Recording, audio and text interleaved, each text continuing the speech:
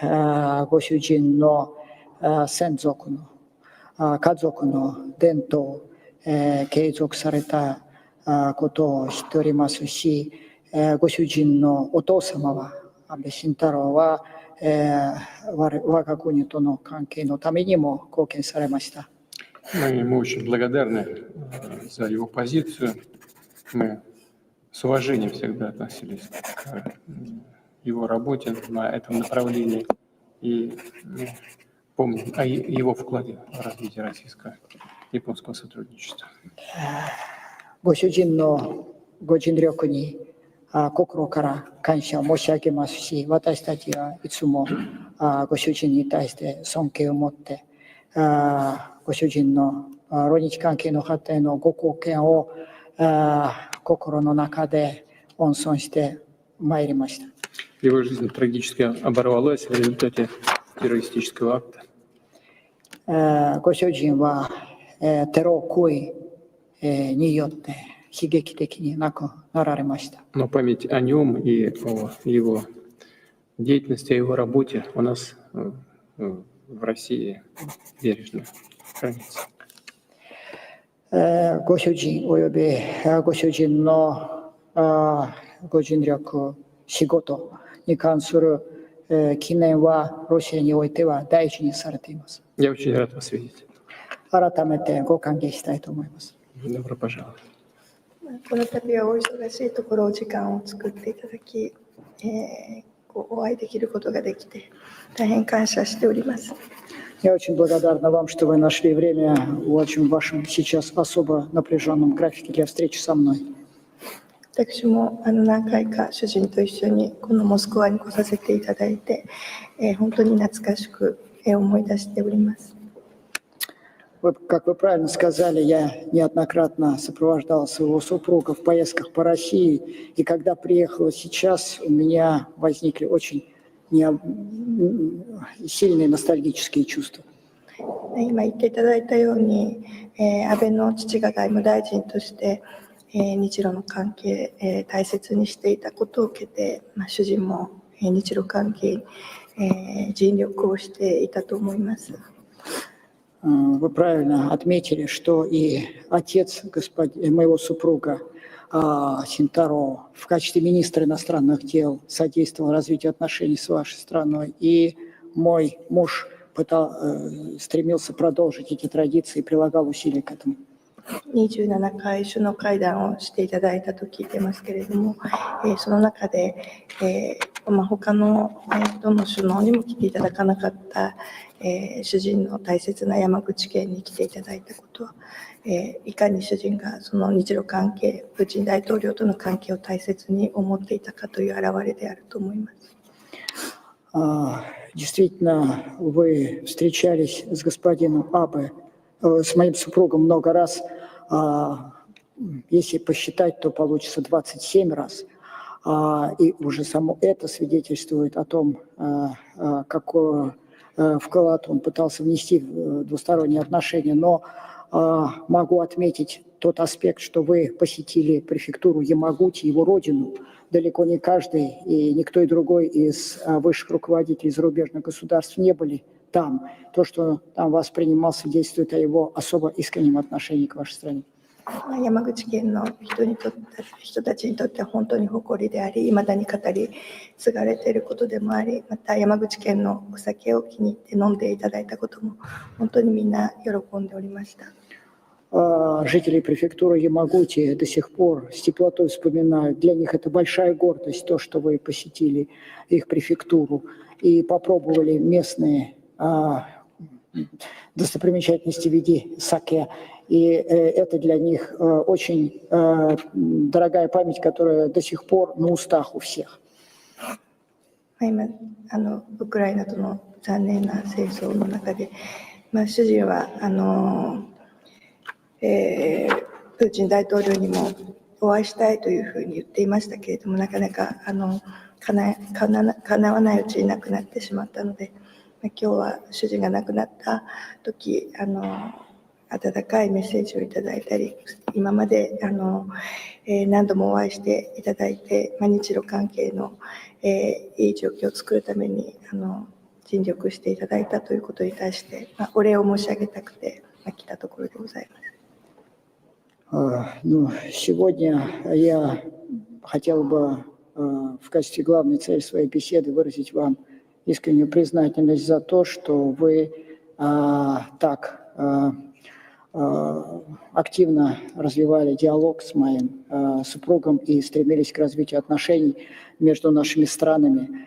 Могу сказать, что мой супруг даже после начала вот такой сложной ситуации, связанной с Украиной, стремился встретиться с вами и питал такую надежду. Но, к сожалению, обстоятельства сложились так, что он не смог больше с вами встретиться, и его жизнь оборвалась, но он всегда в качестве завещания говорил о том, что нужно продолжать этот процесс, который он ранее.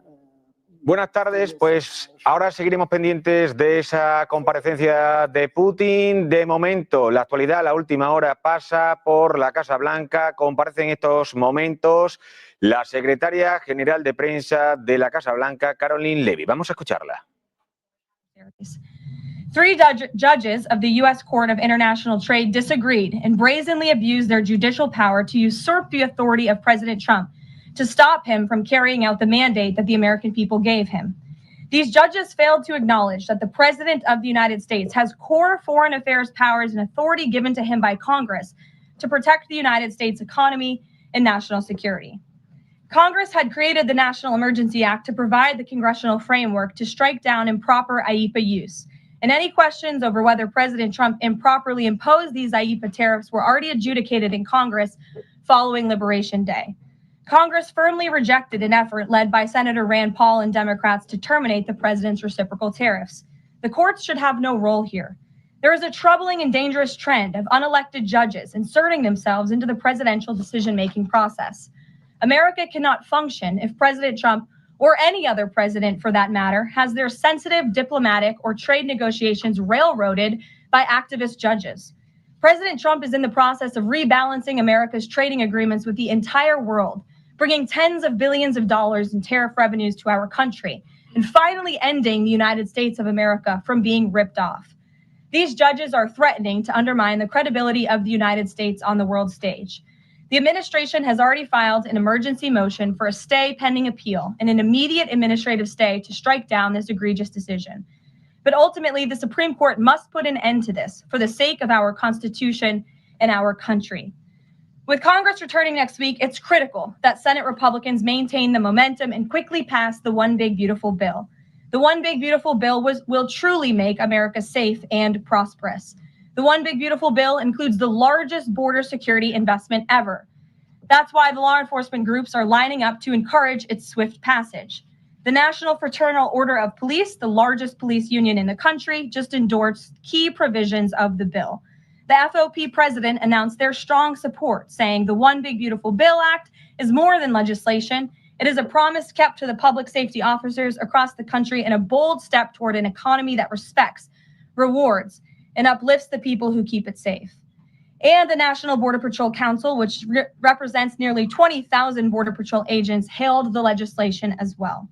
The group's president said this legislation provides a once-in-a-generation investment in the border security of our great country and will make America safer. The One Big Beautiful Bill will guarantee we can permanently have the safest, strongest, and most secure immigration system in American history. I also want to take the opportunity to debunk some false claims that have been circulating in the press about this bill. The blatantly wrong claim that the One Big Beautiful Bill increases the deficit is based on the Congressional Budget Office and other scorekeepers who use shoddy assumptions and have historically been terrible at forecasting across Democrat and Republican administrations alike. For example, just before Congress enacted the original Trump tax cuts at the end of 2017, the same CBO projected that growth would average a mere 1.9% over the next 10 years. However, by 2019, actual growth had surged to 3.4% once the Trump tax cuts went into effect, exceeding the CBO forecast by nearly 2 full percentage points. The CBO's latest forecast makes the same anemic growth assumptions as they did in 2017, missing the impact of the One Big Beautiful Bill. The CBO assumes long-term GDP growth of an anemic 1.8%, and that is absurd. The American economy is going to boom like never before after the One Big Beautiful Bill is passed. The largest middle-class tax cut in history, massive deregulation, and the most aggressive domestic energy exploration ever will fuel small businesses, further boost private investment, increase workers' wages, and supercharge economic growth. The Council of Economic Advisors has factored in the effects of all these pro-growth policies and estimated in their own analysis that growth will average 3% in the long run after the One Big Beautiful Bill is passed, which is nearly double the ridiculous CBO projection. This higher growth would result in $4.1 trillion in additional revenue over the next 10 years. Between the common sense spending reforms contained in the One Big Beautiful Bill and the robust economic growth that will be generated as a result of it, there will be no increase to the deficit. The same analysis from the CEA shows just how this historic package will unleash prosperity and ignite a blue-collar boom across America. But if the radical Democrats get their way and the One Big Beautiful Bill does not pass, Americans will face a whopping $4 trillion tax hike. This is unacceptable to President Trump. President Trump will not allow Democrats to massively raise Americans' taxes. Senate Republicans must get this bill passed. Failure is not an option. The American people are counting on Republicans to deliver. In other news, despite all the doom casting from the media, Americans are growing more and more optimistic about the economy under this president. Consumer confidence surged in May with the biggest monthly jump in 4 years, smashing expectations. According to the release from the Consumer Confidence Index, the increase in confidence was broad-based across all age groups, income groups, and political affiliations. Our country is clearly heading in the right direction under President Trump's bold leadership. For the first time in history of Rasmussen polling, a majority of Americans believe the country is on the right track. It's unsurprising because the president is fulfilling the promises he made to the American people. Here in our new media seat today, we have the editor-in-chief of The Federalist, Molly Hemingway. The Federalist is led by Molly and Sean Davis and provides fearless journalism and coverage of politics and culture to millions of readers all over the world. Thank you for being here, Molly, and why don't you please kick us off? Thank you, Caroline. Thank you. In the first Trump administration, there was an effort to stymie the agenda of Trump through the Russia collusion hoax perpetuated by many people in the media, including some people seated here or the media outlets they represent, and other Democrats as well. The second Trump administration, to reference what you said at the beginning, seems to be subject to an effort to stymie the agenda using rogue lower court judges. You mentioned that the Supreme Court could and should do something to rein in these lower court judges. Also, Congress could do something about it, but they don't seem terribly interested in it. It also seems there's not much of an actual coordinated effort from this White House to take and tackle this effort from judges, Democrats and other people using these judges to stymie the agenda. Is there an actual effort by this White House to tackle this issue in a comprehensive way? And if so, what is it? There is an effort by this administration to tackle these rogue judges and the injunctions and the blockades that we have faced in our broken judicial system in every case. I mean, we have seen time and time again these lower district court judges ruling against this administration and the president's basic executive authority and powers.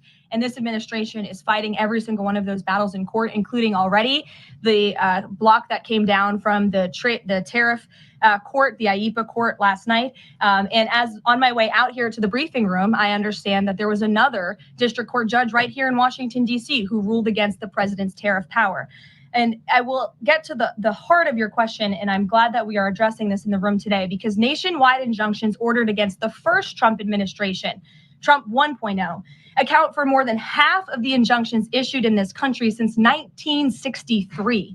And President Trump had more injunctions in one full month of office in February than Joe Biden had in 3 years. And let me roll through some of these radical injunctions to paint the picture for the American people at home. These are not just talking points. These are real judges in the court of law who are trying to block the president's power and the policies that he was elected to enact. For example, a court ordered the Trump administration to return already deported terrorist aliens back to the United States. A court has ruled the Trump administration can't even temporarily pause our refugee programs. Courts prohibited the Trump administration from eliminating federal funding for child transgender surgery and mutilation, a practice that the American people overwhelmingly reject. A court also held that the Trump administration could not ban people experiencing gender dysphoria or mental health issues from serving in the military. Ridiculous. Courts prohibited the removal of transgender women from women's prisons despite potential physical harm to real women in those prisons, biological women. A Northern District of California judge issued an absurd ruling that the president cannot fire people within the executive branch without Congress passing a bill, even though Congress has expressly authorized the president through the Office of Personnel Management to authorize reductions in force across agencies. A court also ordered the Trump administration to rehire thousands of already fired employees in several cases. A federal judge blocked the Trump administration from defunding the Department of Education, another signature campaign promise that this president has the power to implement. Courts ordered the Trump administration could not eliminate funding for illegal DEI programs, hence the word illegal. These are illegal programs to begin with, and now the courts are trying to say this president can't roll them back. And a district court judge prohibited the president from issuing any categorical funding freezes. And then another court ordered on top of that the administration makes $2 billion of payments in 36 hours. These are just a few of the ridiculous orders that we have seen from lower district court judges every day, and we hope that the Supreme Court will weigh in and rein them in. But White House advisor Stephen Miller says it's judicial tyranny. Some people are calling it a judicial coup. You're saying you're responding to each and every one of these actions, efforts by these judges to delay or thwart the implementation of the agenda. But is there going to be anything more than that, or is it just going to let this operation continue, even though it could delay everything for years until the presidency is over? The administration is operating under the directive given to from the president that we need to comply with the court's orders. He's made that very clear, but we're going to fight them in court, and we're going to win on the merits of these cases because we know we are acting within the president's legal and executive authorities. And thanks for being here. Gabe. Thank you, Caroline. Question on tariffs, but first, actually, some foreign policy news, some breaking news. Some local Israeli media is reporting that Prime Minister Netanyahu told hostage families that he's accepted a 60-day truce offer. So can you confirm, have Israel and Hamas agreed to a truce? I can confirm that Special Envoy Witkoff and the president submitted a ceasefire proposal to Hamas that Israel backed and supported. Israel signed off on this proposal before it was sent to Hamas. I can also confirm that those discussions are continuing, and we hope that a ceasefire in Gaza will take place so we can return all of the hostages home, and that's been a priority from this administration from the beginning. I won't comment further as we are in the midst of this right now. So to be clear, you don't know if Hamas has accepted it yet? Not to my knowledge, but certainly if that becomes the case and this ceasefire goes into effect, you'll hear it directly from myself, the president, or Special Envoy Witkoff. On tariffs, Kevin Hassett earlier this morning, he brushed off a legal ruling and called it a hiccup. And he said that trade deal negotiations would continue. Why would other countries continue these trade deal negotiations given the ruling? Because other countries around the world have faith in the negotiator-in-chief, President Donald J. Trump. And they also probably see how ridiculous this ruling is, and they understand that the administration is going to win, and we intend to win. We already filed an emergency appeal. We expect to fight this battle all the way to the Supreme Court. These other countries should also know, and they do know, that the president reserves other tariff authorities, Section 232, for example, to ensure that America's interests are being restored around the world. But I can confirm that our ambassador for trade, Jameson Greer, already heard from countries around the world this morning who said they intend to continue with these negotiations. Peter. Thank you, Caroline. So many of the president's plans right now are being blocked by courts. If the courts are going to be the ones who are shaping policy, does the president wish he would have just become a judge instead? I think the president would take this job over being a judge, and certainly the president is acting within his authority. He wishes judges would do the same. But so the courts are basically telling you guys they think that the White House's policies, the president's policies, are in some way against the law. So why can't President Trump ask the Republicans that control the House and the Republicans that control the Senate just to make a new law? Well, these laws have already been granted to the president by the Constitution and by laws that have been previously passed. I'll give you another example. For instance, we've been blocked in court for the revocation of visas from individuals who have the privilege of studying in the United States of America. Secretary of State Rubio has simply used his authority to revoke those visas, to revoke that privilege.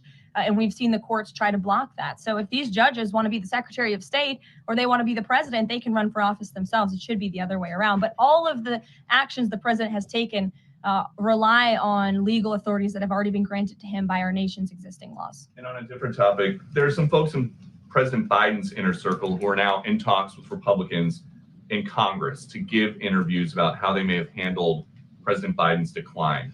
Is the president satisfied with aides only sitting for these transcribed interviews, or would he also like to see some kind of testimony from the former First Lady, Dr. Biden? I think, frankly, the former First Lady should certainly speak up about what she saw in regards to her husband and when she saw it and what she knew, because I think anybody looking again at the videos and photo evidence of Joe Biden with your own eyes and a little bit of common sense can see this was a clear cover-up. And Jill Biden was certainly complicit in that cover-up. There's documentation, video evidence of her clearly shielding her husband away from the cameras. They were just on The View last week. She was saying everything is fine. She's still lying to the American people. She still thinks the American public are so stupid that they're going to believe her lies. And frankly, it's insulting, and she needs to answer for it. Ouija. Thank you, Caroline. President Trump was asked what he thought about Elon Musk's claim that the big, beautiful bill increases the budget deficit and undermines the work of DOGE. And the president didn't actually comment on those remarks. He just talked about the need to support the bill. So what does the president think about what Elon Musk said? Well, the president is very proud of the one big beautiful bill, and he wants to see it pass. He wants the Senate to get to work on it and send it to his desk as quickly as possible.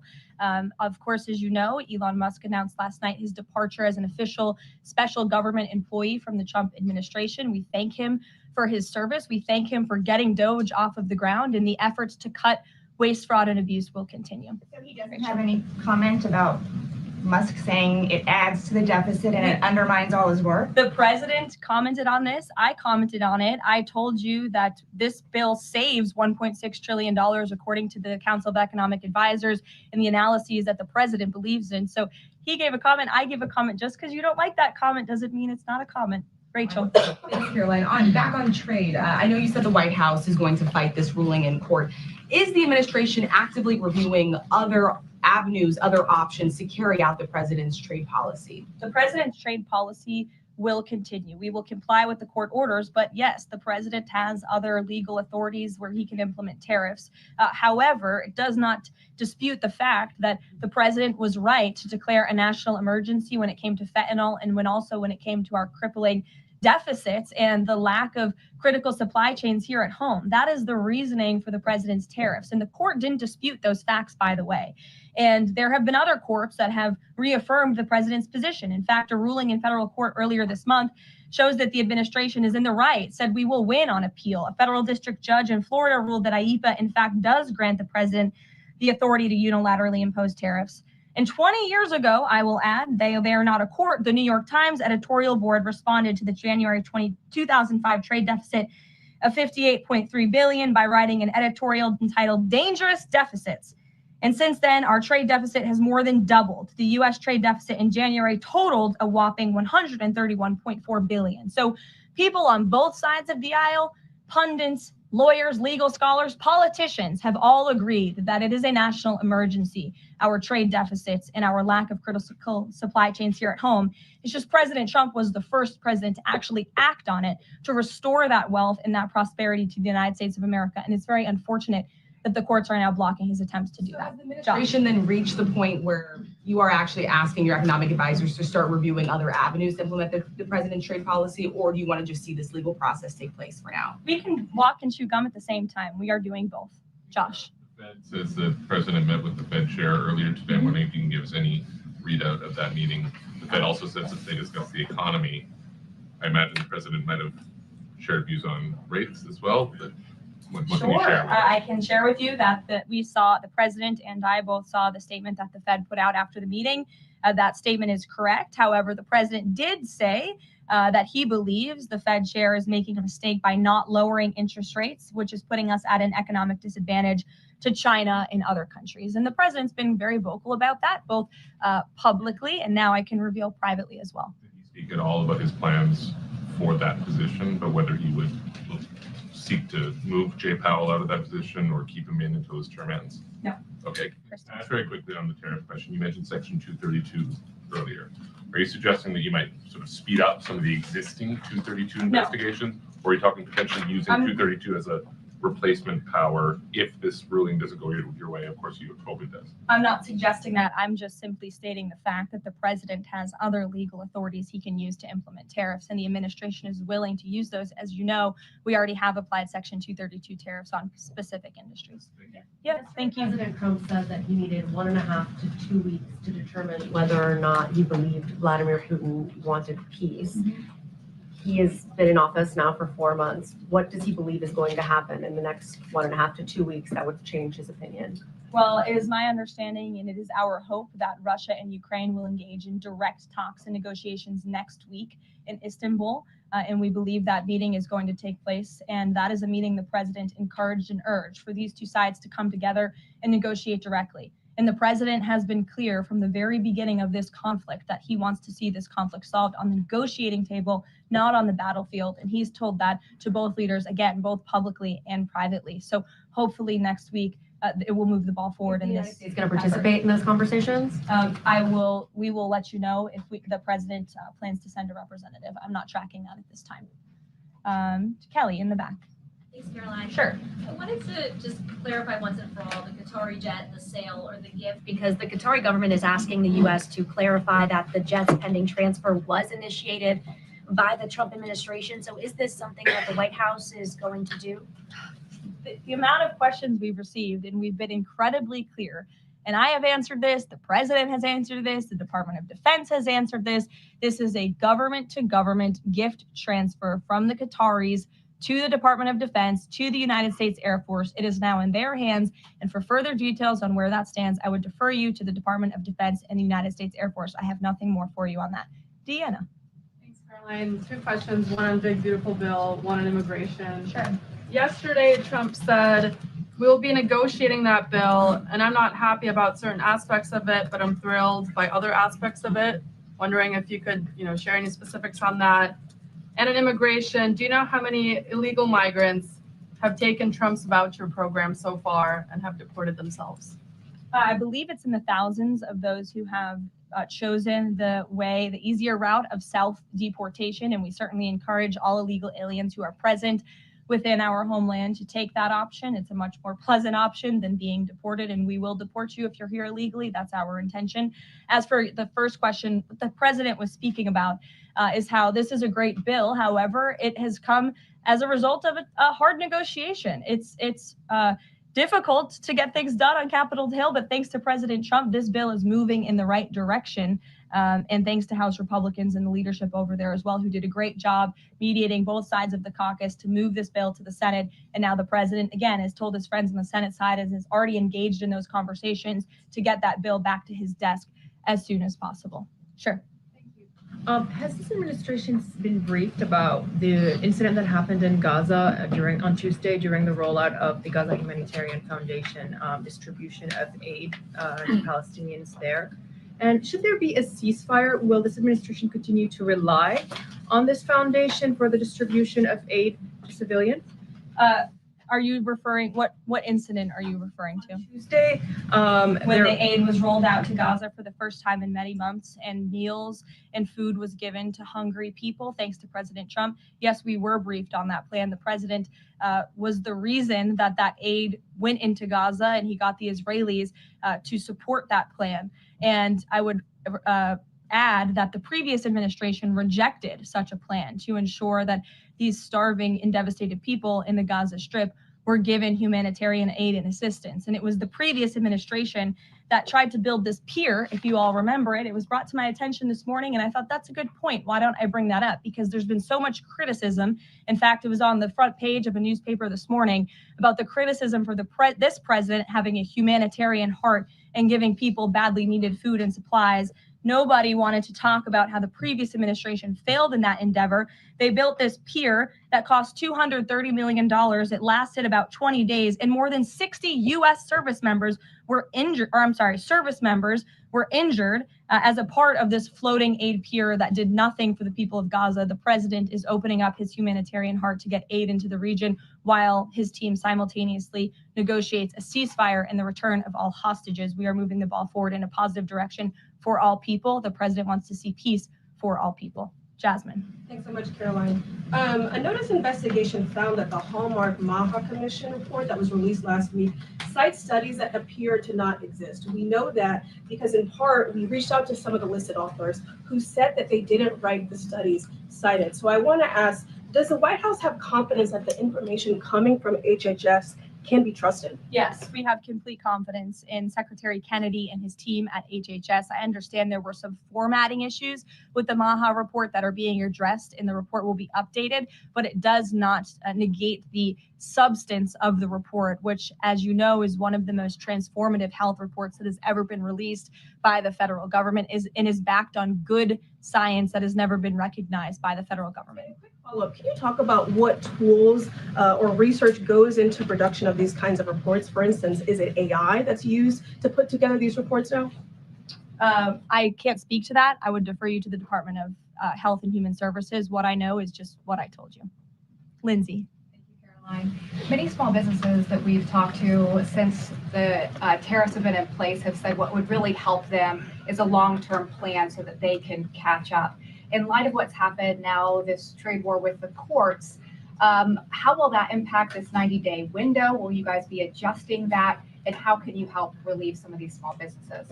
Well, I would say nobody understands the needs of business owners, and nobody has the backs of our small business community more than President Donald J. Trump. He believes, I've heard him talk about this with small business owners himself, that small businesses are truly the backbone of our American economy. And that's why the president is supporting the One Big Beautiful Bill. So for those you spoke to who are asking for a long-term plan, big tax cuts are coming their way. No tax on tips, no tax on overtime for their workers, more money in their pockets.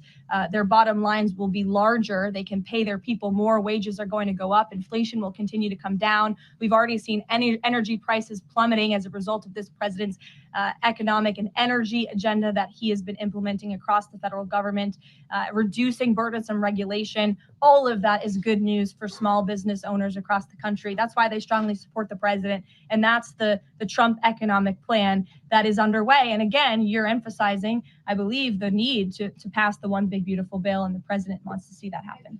Sure.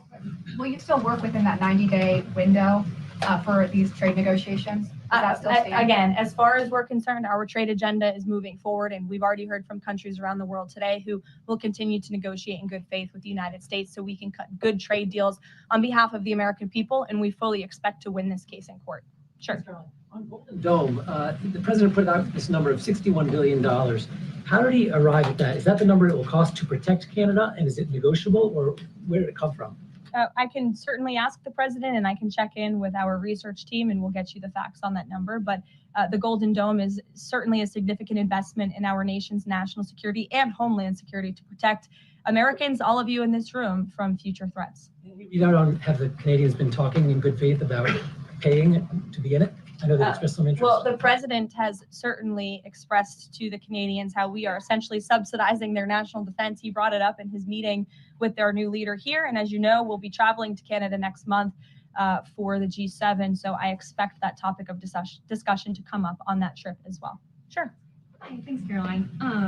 There was a May Day USA rally in Seattle that happened over the weekend that developed into some protests and riots. The Seattle Mayor Harrell said that it was a far-right rally held here to provoke a reaction by promoting beliefs that are inherently opposed to our city's values, which he defined as LGBT values. I know the FBI is looking into this, but has the president reached out to the mayor at all, asked him to apologize for this? And is this something that the administration would consider an example of anti-Christian bias? I'm not aware of that case. I know the FBI is looking into it, but I'm not aware of any phone calls the president may or may not have made to the mayor of that city. And then on Doge, we know that Elon Musk is leaving. Do you have an updated leadership structure for who is leading the group? Is Russ Vought involved? And what is its new mission now, if any?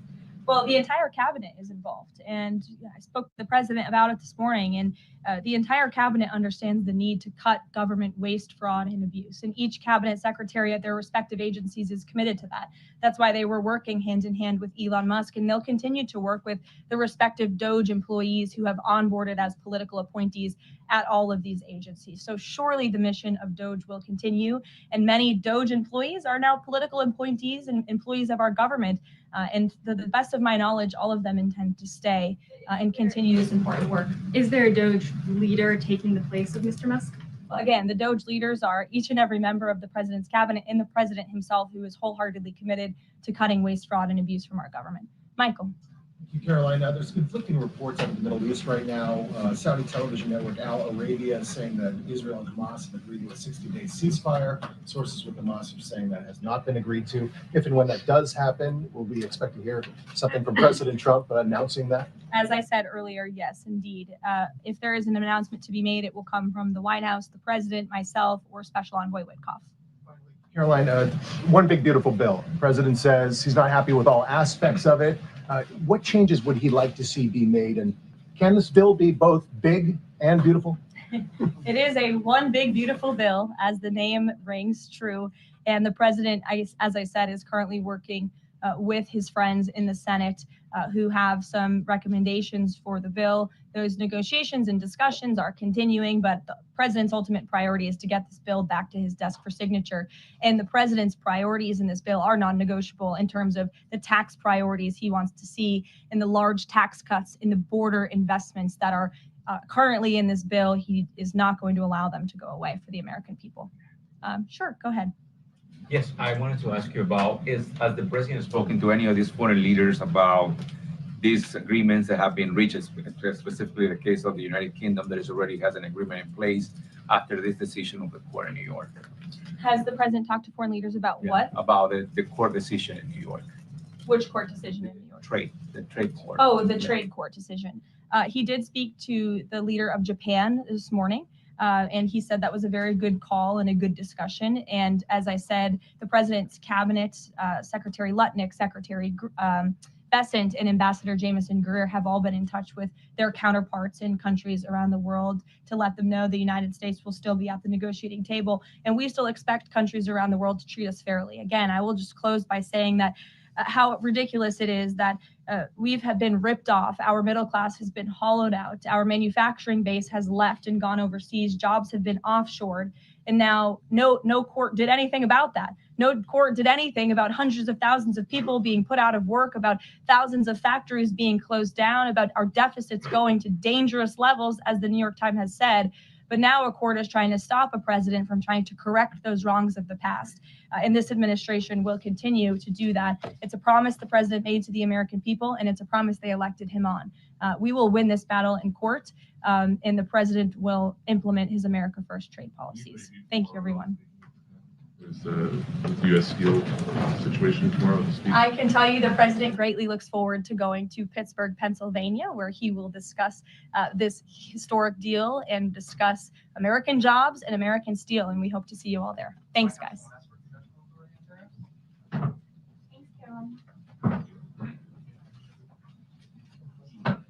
Pues escuchábamos a Caroline Levy dejar varios titulares importantes, como el que decía que Trump espera que Rusia y Ucrania se reúnan para conversaciones directas las próximas semanas. Ojo, porque será clave esa reunión entre Rusia y Ucrania, de por medio también con Donald Trump. De momento, vamos a hacer una pausa en el camino. Enseguida volvemos aquí en Negocios Televisión.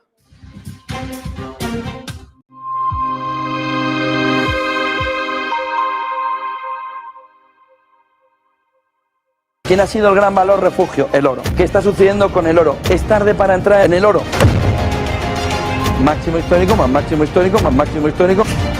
¿Sabías que los bancos centrales de todo el mundo están enloquecidos comprando oro? En el capítulo de la inversión tiene un color dorado, dorado, dorado, dorado del espectáculo. El oro es el gran protagonista. Os espero ahí, en Málaga, recordad. Y hemos reunido a lo mejor de lo mejor para hablar del oro. Mar Vidal, Lorenzo Ramírez, Miguel Ángel Temprano, Gustavo Martínez, Víctor Álvaro González, y con la colaboración de IG, con la intervención de George Pizarro, y dándonos visibilidad del oro, Francisco Javier López Milán, Silver Gold. Les esperamos el 3 de junio en Málaga. ¿Qué cuento quieres hoy? ¿Te cuento uno de los míos? ¿El del farmacéutico? ¿O el de María, la abogada? El de Ana, la arquitecta. Vale. Eres una niña que soñaba con crear los edificios más impresionantes de la Tierra. Se pasaba el día dibujándolos. Sabía que algún día acabarían llegando a lo más alto de cada ciudad. Y que cualquier persona... Cada profesional tiene detrás una historia increíble. Creer en ella es lo que de verdad cuenta. Arquia Banca, el banco de los profesionales. Recibes un mensaje alarmante de tu inquilino en el que te informa que no puede pagar el alquiler. No te preocupes, SEAC está aquí para ayudarte. Nuestro equipo te asegura que recibirás tu renta a tiempo. Con SEAC, tu renta está protegida. Recibes el ingreso en tu cuenta como siempre. Disfruta de la tranquilidad sabiendo que SEAC maneja el imprevisto por ti. Alquila tranquilo. SEAC Responde. Silver Gold Patrimonio nace en 2018 con el objetivo de innovar en el mercado de los metales preciosos de inversión, ofreciendo nuevas alternativas para que cualquier persona, familia o empresa pueda entrar en el fantástico mundo de los metales de inversión de forma sencilla y acompañada por consultores expertos en el sector. Silver Gold Patrimonio quiere avanzar contigo. ¿Qué cuento quieres hoy? ¿Te cuento uno de los míos? ¿El del farmacéutico? ¿O el de María, la abogada? El de Ana, la arquitecta. Vale. Eres una niña que soñaba con crear los edificios más impresionantes de la Tierra. Se pasaba el día dibujándolos. Sabía que algún día acabarían llegando a lo más alto de cada ciudad. Y que cualquier persona... Cada profesional tiene detrás una historia increíble. Creer en ella es lo que de verdad cuenta. Arquia Banca, el banco de los profesionales. ¿Puede privatizarse la democracia? Quizá es esa la pregunta que nos tenemos que hacer todos. Un globalismo que afecta a todo lo que sustenta nuestras vidas. Realidad económica tangible, necesaria de analizar.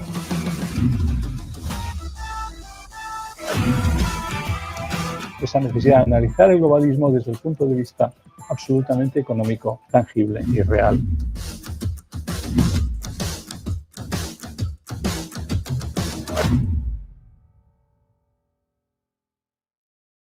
En el corazón de Madrid, descubre los Montes de Galicia, donde la tradición gallega se encuentra con la innovación culinaria.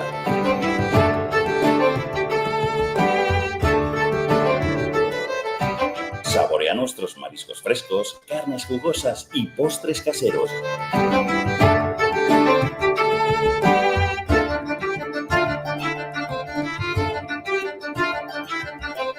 Todo preparado con ingredientes de la más alta calidad. Disfruta de una experiencia gastronómica única en un ambiente acogedor y elegante. Los Montes de Galicia, donde cada comida es una celebración. ¡Te esperamos!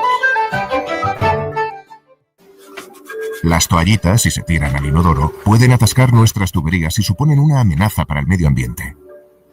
Mamá, voy a meter una canasta por el medio ambiente. Atención. Isabel tiene su toallita en las manos. ¡Gira hacia el pasillo! Sabe que la jugada es decisiva. ¡Lanza ahí! ¡A la papelera! Juega limpio. Encesta las toallitas en la papelera. Canal de Isabel II. Cuidamos el agua. Los tipos de interés de los bancos centrales son una herramienta clave de política monetaria utilizada para influir en el coste del dinero. Cuando un banco central aumenta los tipos de interés, lo que hace es encarecer los préstamos, así se reduce el consumo y la inversión, se desacelera la economía con el objetivo de controlar la inflación. En cambio, cuando los tipos se reducen, el crédito es más barato, lo que impulsa la actividad económica y fomenta el consumo y la inversión. En la actualidad, los principales bancos centrales, como es el caso de la Reserva Federal, el Banco Central Europeo y el Banco de Inglaterra, han venido utilizando los tipos de interés para controlar la inflación, que ha sido elevada en muchos países debido a factores como el aumento de los precios de la energía y las interrupciones de la cadena de suministro. Vayamos más al detalle sobre los efectos que tiene sobre la economía cuando los tipos de interés suben. En primer lugar, se produce un encarecimiento del crédito. Al aumentar los tipos, pedir préstamos, tanto hipotecarios, créditos empresariales, se vuelve más caro para empresas y consumidores, lo que tiende a reducir la inversión y el consumo. También genera una menor inflación. Al reducirse el gasto y la inversión, se modera la demanda, lo que puede ayudar a reducir el IPC. También, en el momento en el que los tipos se suben, hay un mayor atractivo para el ahorro, y es que los ahorros generan en esa situación más rendimiento, por lo que los consumidores tienden a gastar menos y a ahorrar más. Otro elemento que se produce cuando los tipos de interés suben es la apreciación de la moneda. Con tipos más altos, los inversores internacionales pueden ver la moneda del país como más atractiva, lo que fortalece su valor. También los tipos altos tienen impacto sobre el empleo. La demanda menor puede llevar a una ralentización económica, afectando negativamente al mercado de trabajo. ¿Los efectos cuando los tipos de interés bajan? Pues también son otros. En primer lugar, los créditos son más baratos. Bajar los tipos de interés hace que los préstamos sean más accesibles, lo que fomenta la inversión y el consumo. También se produce, cuando los tipos bajan, un aumento de la inflación. Al aumentar la demanda, se puede generar un incremento de los precios, lo que podría elevar el IPC. También se produce un desincentivo del ahorro. Los rendimientos de los ahorros disminuyen, lo que incentiva a las personas a gastar más que a ahorrar. Y también se produce una depreciación de la moneda. Con tasas más bajas, la moneda puede perder atractivo para los inversores internacionales, depreciando su valor. A la vez se produce un estímulo al empleo. El aumento de la actividad económica puede traducirse en más inversiones y, por lo tanto, más empleo. En resumen, los bancos centrales ajustan los tipos de interés para encontrar un equilibrio entre mantener la inflación bajo control y fomentar el crecimiento económico. Los cambios en los tipos afectan directamente al coste del crédito, a los niveles de consumo y también a los niveles de inversión. En última instancia, afectan al bienestar económico general. Actualmente, los principales bancos centrales del mundo, salvo el Banco de Japón, han iniciado un periodo de moderación de los tipos de interés tras un periodo previo de endurecimiento para controlar la inflación. El objetivo ahora pasa por volver a reactivar la economía y el mercado de trabajo, intentando, eso sí, que la inflación se siga manteniendo a raya.